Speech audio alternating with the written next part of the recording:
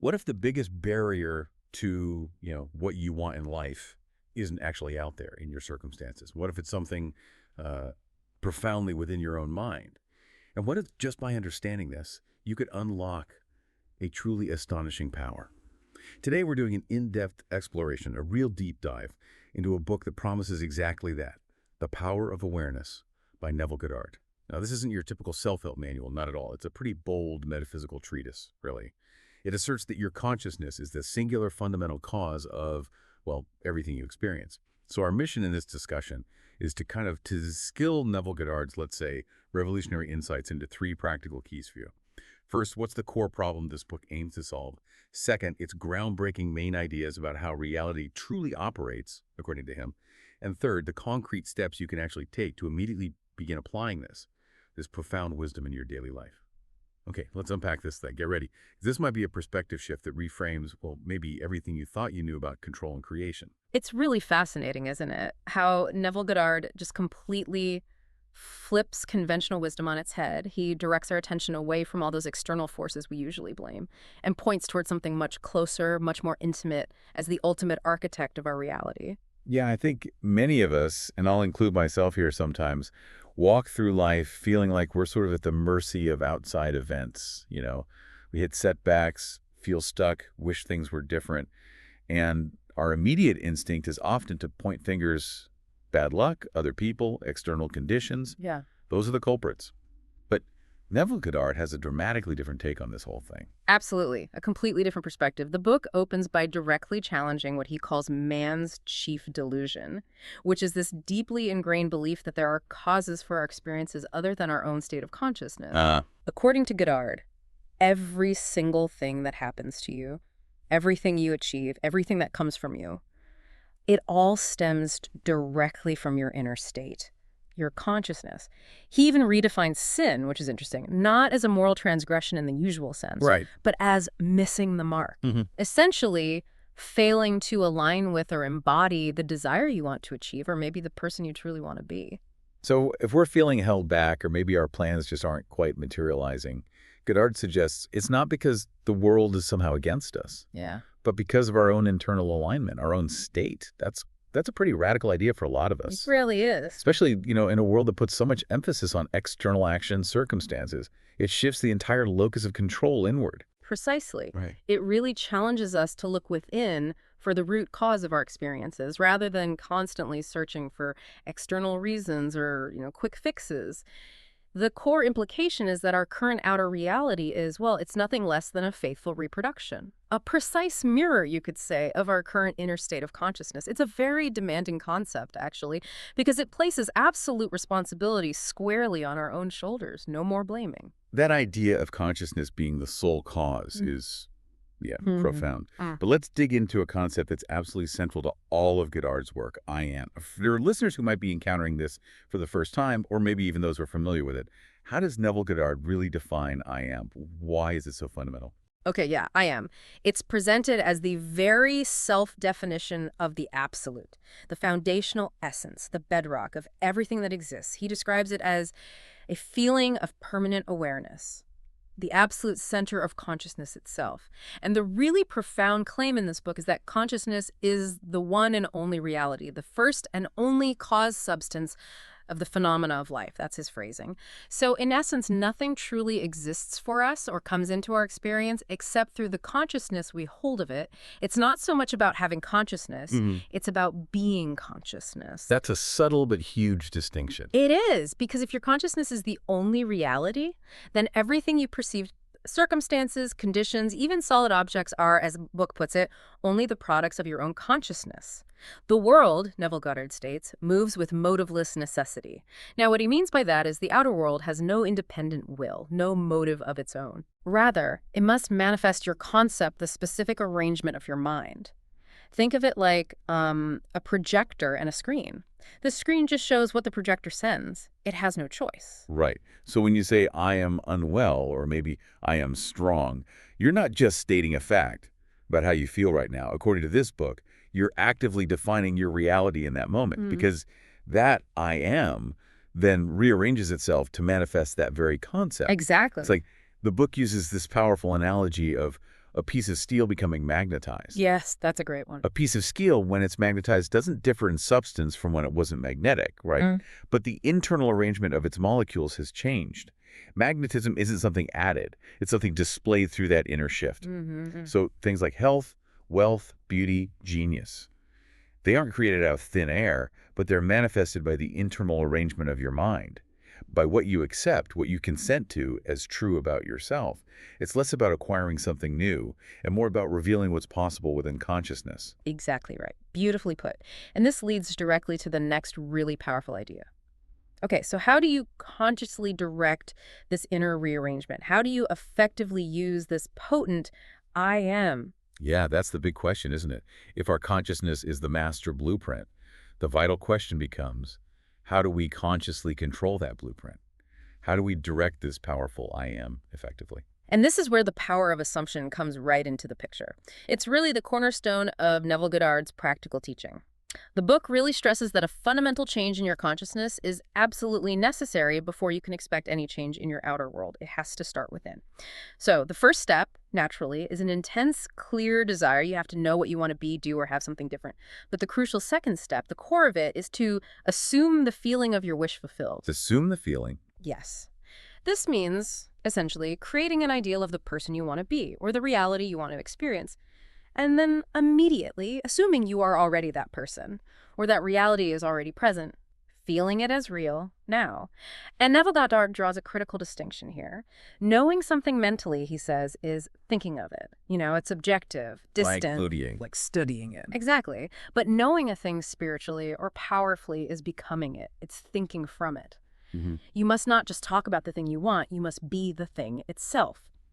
In your imagination, first and foremost, the book uses that striking, almost poetic analogy of the moth desiring to know the flame. Ah, yes. It plunges right into it until it becomes one color and one substance with the flame, this dying to your present self, letting go of your current limitations and circumstances in your mind. That's presented as essential. Your imagination, he says, is the only redemptive power in the universe. Not external forces. It's about a complete, fearless self-abandonment to the feeling of the ideal fulfilled. Okay, that sounds incredibly powerful. But I can almost hear listeners thinking, right, I can imagine being a millionaire, maybe for a minute, but then I look at my bank account and it's screaming something totally different. How do you maintain such an assumption? How do you truly become it in feeling when your daily life, all the external evidence might be shouting the exact opposite? A very practical and common challenge. It's one thing to have a fleeting fantasy, quite another to hold that vision against the grain of current reality. Absolutely. And that's where the power of sustained attention and, frankly, sheer persistence comes in.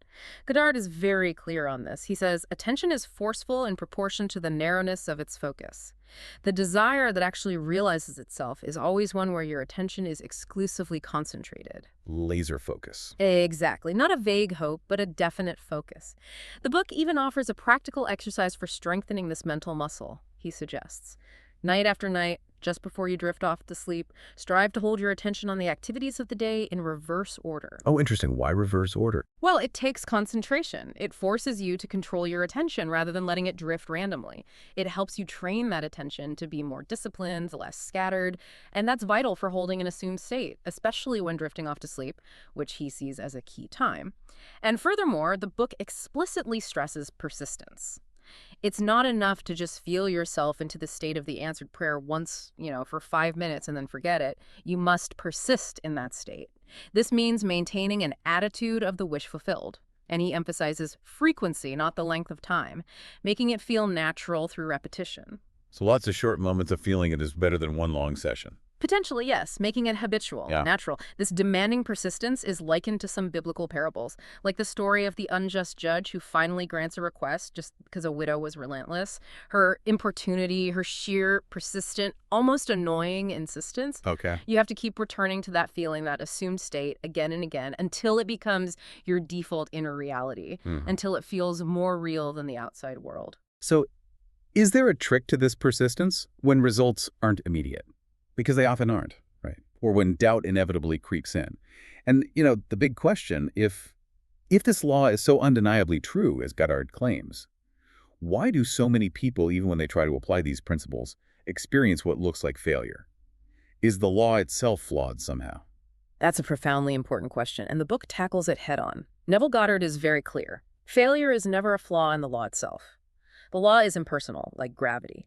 The most important factor, he states, is this, and this is critical.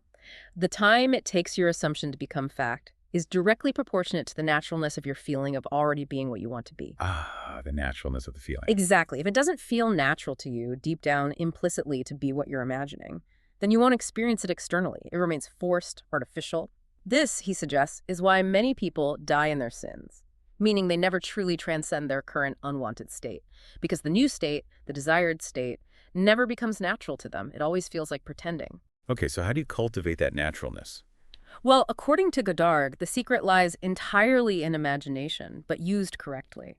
It's not about forcing belief or chanting affirmations that feel hollow or untrue. It's about persistently filling your consciousness with imaginative acts, literally imagining yourself being what you want to be or having what you desire, engaging your senses in imagination, doing it to the point where it starts to feel like a memory or just a plain fact of your present reality. Like it already happened or is happening. Precisely.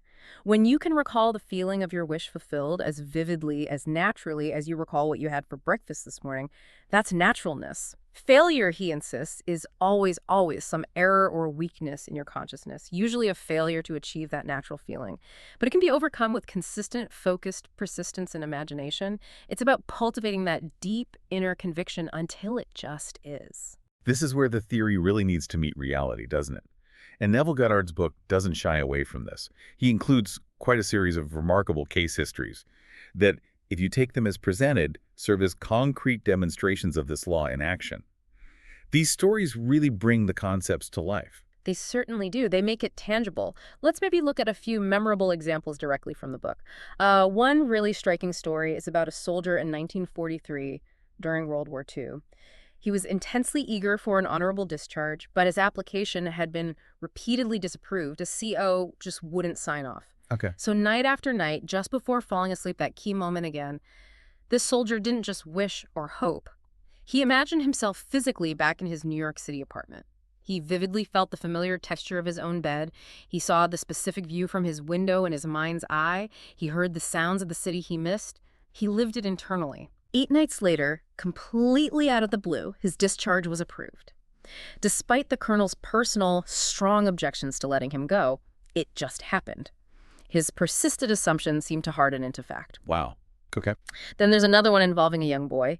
He desperately wanted a puppy, absolutely desperate, but his parents were strongly against having a dog in the house. Flat out, no. A common childhood dilemma. Isn't it? So after hearing about this law of assumption, the boy began to imagine nightly actually petting a dog lying beside him in bed, feeling its fur, maybe its warmth, and taking it for walks in his imagination. He just immersed himself in the feeling of already having the dog. Within weeks, he entered and won a citywide essay contest and the grand prize. Let me guess. A puppy. A beautiful collie puppy. And the outcome was so dramatic, so public apparently, that the parents had this miraculous change of heart and actually allowed him to keep it. That's amazing. The external circumstances just rearranged themselves. Seemingly so. And then there's the story of a couple. They wanted a very specific penthouse apartment in New York City. Really specific features. A huge window with a magnificent view, a mirrored wall, and crucially, a wood-burning fireplace. Hard to find, I bet. And probably expensive. Exactly. Virtually impossible to find, let alone afford in their price range. So, unbeknownst to each other, both the husband and wife started doing the same thing. Night after night, they began to fall asleep in imagination in that dream apartment. They pictured themselves living there, feeling the atmosphere, seeing the details, enjoying the fireplace. Both doing it separately. Apparently so. Weeks later, completely unexpectedly, a penthouse in their current building became available. It matched all their desired features: the big window, the view, the mirrored wall, the fireplace, and it was at a rental price they could comfortably afford. That's uncanny. It's almost like their combined persistent assumptions carved out that reality. That's certainly how Goddard presents it. These aren't just charming anecdotes then. Neville Goddard presents them as direct, concrete demonstrations that your conscious assumptions, when you persist in them and they feel natural, they can literally dictate the events of your life and harden into facts. So seeing these powerful examples, what does this ultimately mean for your life right now? For how you, the listener, live and interact with the world? Well, it means that true free will, as described in this book, isn't really the freedom to control external conditions directly. You can't force a circumstance from the outside, typically. Instead, it's the infinite freedom to choose your assumption, choose your inner state. You aren't creating something new from scratch because creation, according to Goddard's view, is already finished. All possibilities already exist in an infinite now. Okay, that's a big concept itself. It is. Your assumption simply determines which portion of this already existing creation you will actually experience, which reality tunnel you tune into, you could say. So, by cultivating the highest, noblest, happiest concepts for yourself, and importantly for others too, by persistently filling your consciousness with the imaginative feeling of already being what you want to be, experiencing what you desire, you quite literally begin to mold your world. You consciously choose your segment of reality from within. Right, we've journeyed through Neville Goddard's The Power of Awareness, a really profound exploration into this radical idea that your consciousness is the ultimate reality. The fundamental problem it addresses is our false, often deeply ingrained belief in external causes for what happens to us. Its core ideas revolve around the omnipotence of I am, that feeling of awareness, the creative force of conscious assumption, and the absolute necessity of focused attention and unwavering persistence. And the application, well, it's about consciously choosing and embodying your desired inner world to shape your outer reality. And if we just connect this to the bigger picture for a moment, this raises an intensely personal question for each of us, doesn't it? If your assumptions are constantly molding your reality, whether you like it or not, what assumptions are you making unconsciously right now that are dictating the course of your life? The book strongly suggests that all that befalls you happens as a result of your state of consciousness, whether you are consciously aware of choosing that state or not. Oof, that's something to chew on. So here's a final thought for you, the listener, to carry forward from our deep dive today. What if the greatest power in the universe isn't some distant, abstract force out there, beyond your reach? What if it resides entirely within you, right now, just waiting for your deliberate command through your imagination and feeling? Are you content to let your life be dictated by those unconscious, perhaps unexamined assumptions you've maybe held onto for years? Or will you seize the reins of your own inner world, your imagination, and become a conscious creator? The choice, according to Neville, is always yours. And the moment to begin isn't tomorrow or next week, or when things feel right. It's now. Because as Neville Goddard powerfully reminds us throughout The Power of Awareness, you are consciousness. You are the I am that I am. It's time to act like it.